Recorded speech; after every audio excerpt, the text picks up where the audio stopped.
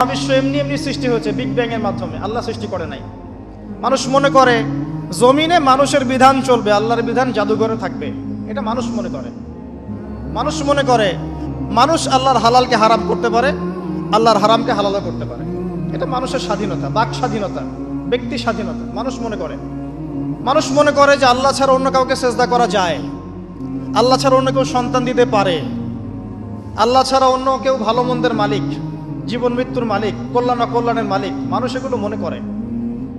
মানুষ এখন শিরিকে হাবুডুবু খাচ্ছে, বিশ্বাসে শিরিক করে, কথায় শিরিক করে, অথবা কাজে শিরিক করে।